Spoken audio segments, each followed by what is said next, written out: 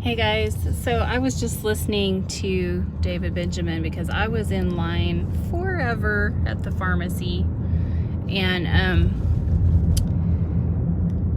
it was in the drive-thru, so I decided to listen. And he was talking, I haven't even finished his video yet because I got inspired to talk about something. But remember the other day I shared like a vision that I had right as I was waking up in the morning, where I was drinking wine, and it was so sweet and so good, and there was a crowd of people around me, and the more I drank, I wanted more. It was good, and the people around me were telling me I was just getting more and more stupid. They were mocking and scoffing, and I say that wine represents Christ. And so it's the opposite of man-made religion and law and ordinances. It's Christ himself. And it's true that there are a lot of people mocking that. And anyway, so David was talking about in Genesis chapter 9, he's teaching out of that, and he's talking about how Noah, after the ark had settled and everything, and he had planted a vineyard, and he was enjoying the fruits of his vineyard, wine in his own home.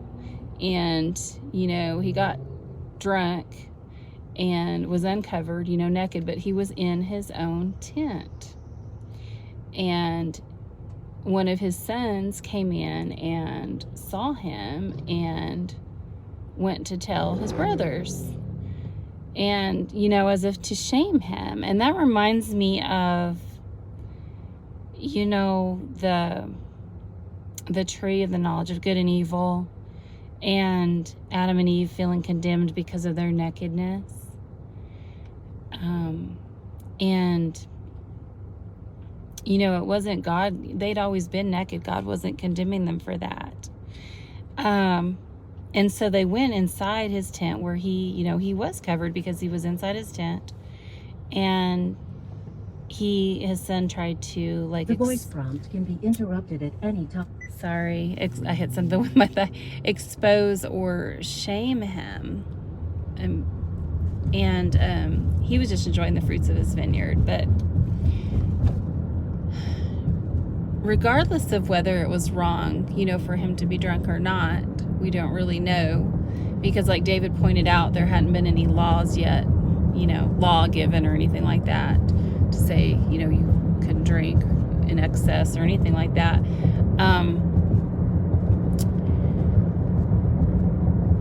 He wanted to expose him and shame him.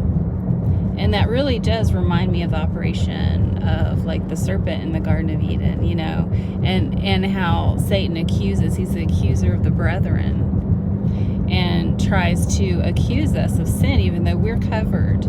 We are covered in the blood of Jesus and his righteousness. And I just thought that was really interesting. And then it was neat how his other two sons walked backwards into the tent, with a blanket, and covered his father's nakedness for him. And I believe that that's more how we're supposed to be, as ministers of reconciliation, New Testament ministers. When you minister Christ to people, you're not trying to put them under law and expose their nakedness and their shame and give them to eat of the tree of the knowledge of good and evil. You're giving of the tree of life. You're pointing them to the tree of life, Jesus Christ, right? And his covering, like the animal skin covering that God gave to Adam and Eve. All right. I thought I'd just throw that out there. I love you guys. Be blessed.